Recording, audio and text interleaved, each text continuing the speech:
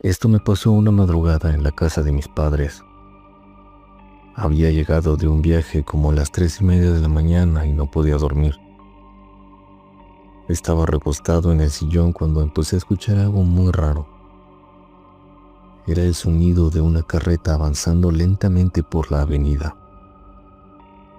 Se oían las ruedas de madera, el golpeteo de los cascos, y eso me pareció demasiado extraño porque ¿quién usa una carreta en la Ciudad de México?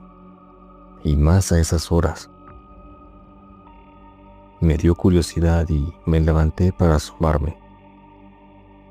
Justo cuando iba a mirar, mi cuerpo se erizó por completo. Sentí un escalofrío que me paralizó y una voz dijo: "No la veas". Obedecí. Me quedé quieto, escuchando cómo la carreta se alejaba.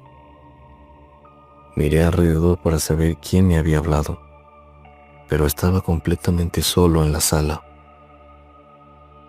Después, hablando con unos vecinos, me dijeron que hay una leyenda que dice que si llegas a ver la carreta, tu muerte está cerca. Desde entonces, cuando escucho ruedas en la madrugada, ya no intento asomarme.